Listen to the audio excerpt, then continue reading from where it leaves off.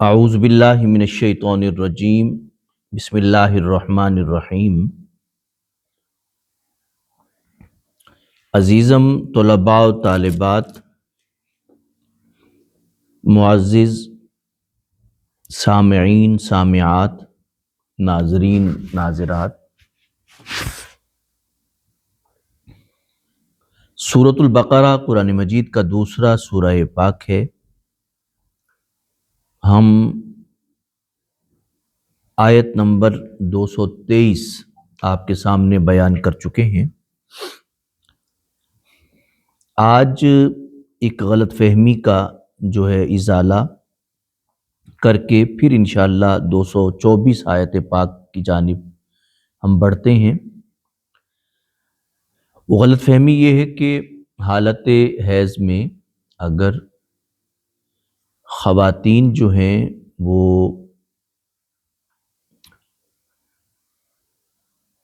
جو لباس پہنتی ہیں تو جب حیض ختم ہو جائے تو وہ لباس جو ہے وہ پلیت نہیں ہوتا، یعنی خراب نہیں ہوتا۔ خواتین چاہیں تو اس لباس کو نماز کے لیے دھوئے بغیر استعمال کر سکتی ہیں۔ تو اگر اس پہ کوئی ڈراپ وغیرہ لگا ہے تو اس ڈراپ کو دھونے کے بعد وہ لباس قابل استعمال رہے گا، یعنی ایسا نہیں ہے کہ لباس جو ہے وہ ناپاک نہیں ہوتا۔ ایک تو یہ غلط فہمی تھی، اور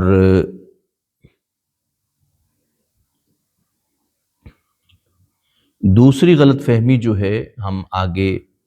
بیان کرنے سے پہلے ہی اسے واضح کر دیتے ہیں کہ بعض لوگوں کے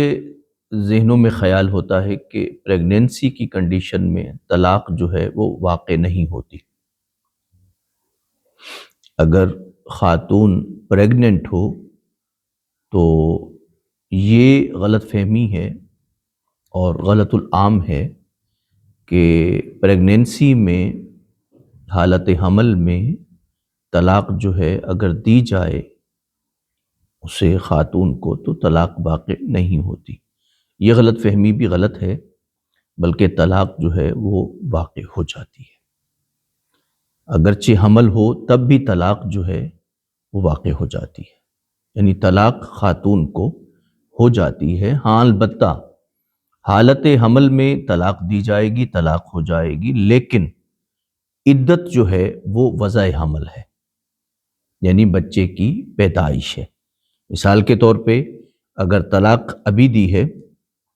تو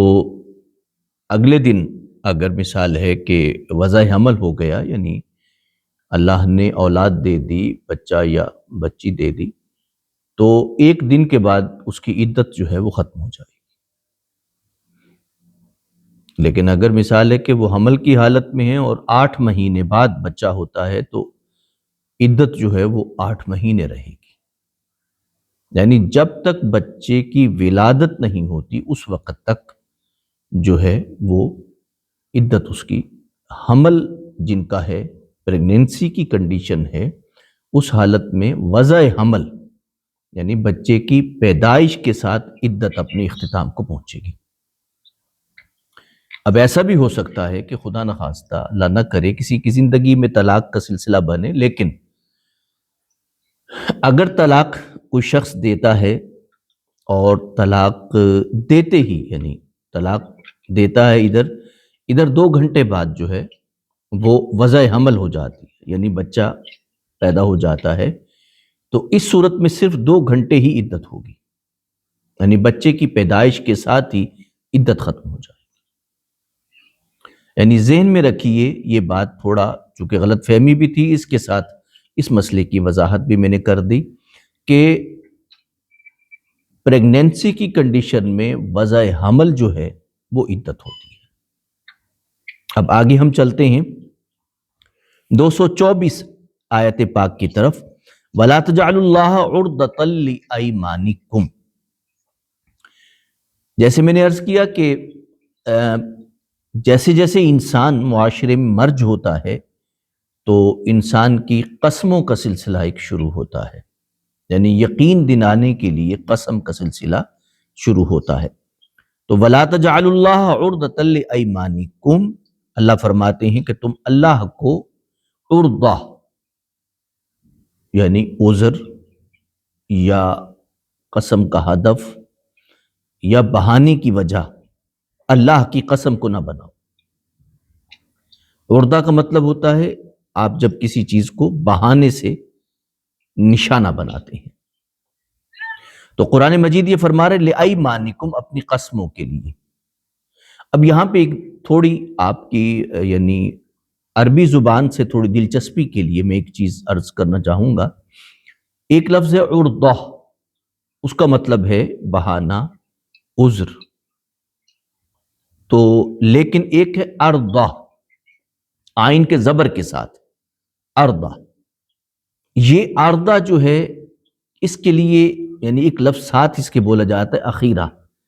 یہ دراصل عرضہ اخیرہ کا مطلب ہوتا ہے کہ رسالت میں آپ صلی اللہ علیہ وسلم جب آپ کی زندگی کا آخری رمضان المبارک تھا تو اس میں حضرت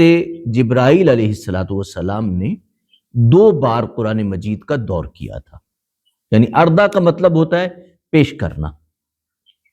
یعنی انہوں نے ایک دوسرے کو دور کرنے کا مطلب یہی ہوتا ہے کہ آپ اپنی منزل اس کے سامنے رکھتے ہیں اور وہ اپنی منزل جو ہے قرآن مجید کی تلاوت آپ کے سامنے کرتا ہے۔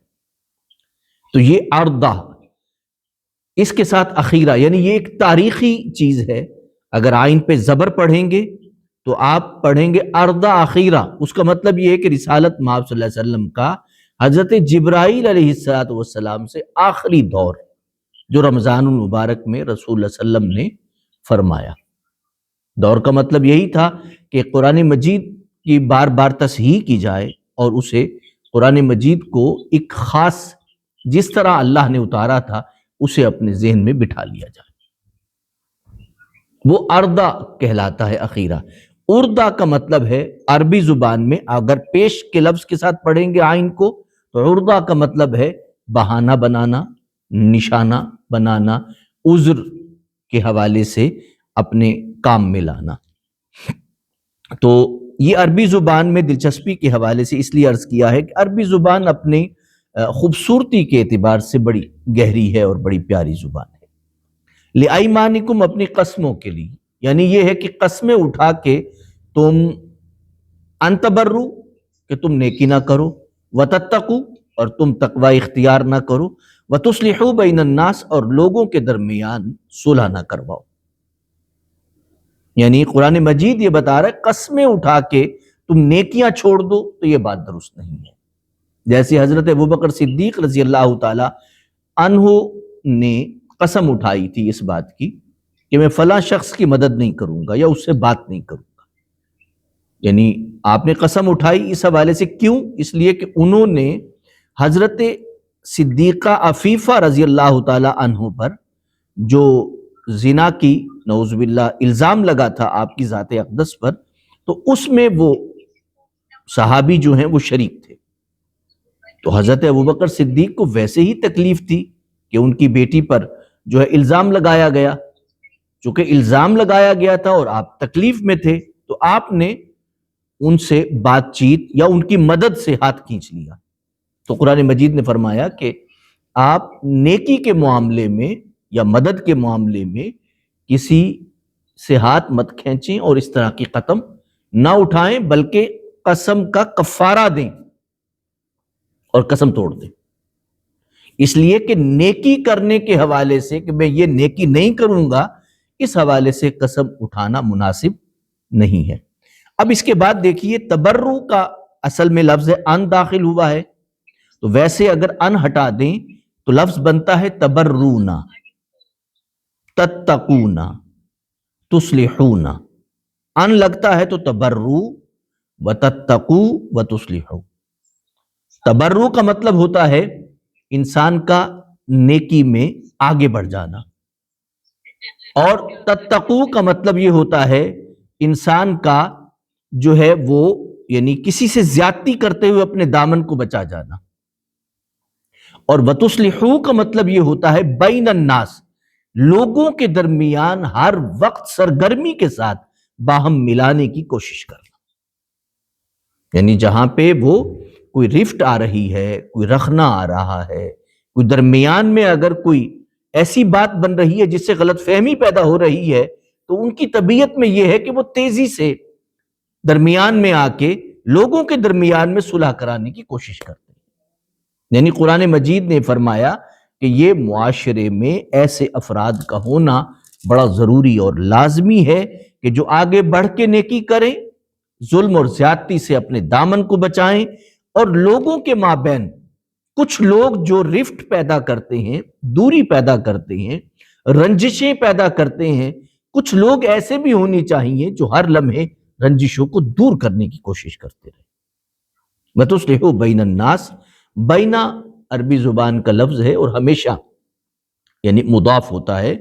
اور ظرف مکان کے لیے ہے، یعنی مکان کے لیے استعمال ہوتا ہے، لوگوں کے درمیان۔ اب دیکھیے واللہ سمیع علیم، اب اس مقام پہ اللہ پاک نے جو فرمایا کہ اللہ پاک سننے والے ہیں اور جاننے والے ہیں، یعنی جو لوگ قسمیں اٹھاتے ہیں، یہ جو قسمیں اٹھانا ہے اور اللہ کو عذر بنانا ہے، تو اللہ پاک یہ قسمیں جن الفاظ کے ساتھ کھائی جا رہی ہیں اسے سن بھی رہا ہے، اور جو تمہارے دلوں میں پوشیدہ ہے اس کو بھی جانتا ہے، یعنی جان بھی رہا ہے اور سن بھی رہا ہے۔ اگلی آیت پاک دیکھیے، وہ قسم کے حوالے سے ہے۔ قسم کی ویسے تین قسمیں جو ہیں وہ ہوتی ہیں۔ ایک تو ہوتی ہے انسان ویسے ہی عادتاً جو ہے وہ قسم اٹھاتا رہتا ہے، یعنی عادتاً قسم اٹھاتا ہے، قسم اللہ کی، قسم اللہ کی، اللہ کی قسم۔ یہ جو عادتاً ہے یہ لغو ہے، بے مقصد ہے، اس کا کوئی مواخذہ نہیں ہے۔ دوسری جو ایک قسم ہے وہ غموس کہتے ہیں اس میں، یعنی ایک انسان جو ہے وہ جان بوجھ کے اپنے کسی ماضی کے حوالے سے جو ہے وہ قسم اٹھاتا ہے۔ تو یہ جو ماضی کے حوالے سے قسم اٹھانا ہے، یہ جو چیز ہے جان بوجھ کے کرتا ہے، تو یہ دراصل یعنی انسان بہت بڑا گناہ کر رہا ہوتا ہے، کیونکہ وہ کسی عمل پہ ماضی کے حوالے سے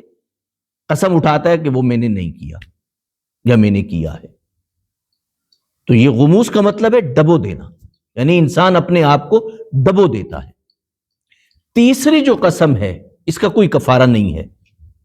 یعنی اس کا کفارہ نہیں ہے، کفارہ ہے تیسری قسم کا، جو کہ معقدہ کہیں، منعقدہ کہیں، یعنی جو مستقبل میں کسی کام کے لیے کھائی جاتی ہے، وہ جو قسم ہے اس کا کفارہ ہے۔ کفارہ کیا ہے کہ آپ نے اگر مثال ہے کہ 10 مساکین کو، پہلے نمبر پہ یہ ہے کہ 10 مساکین کو آپ نے کپڑے بھی دینا ہے اور کھانا بھی کھلانا ہے، یعنی پراپر کھانا جو ہے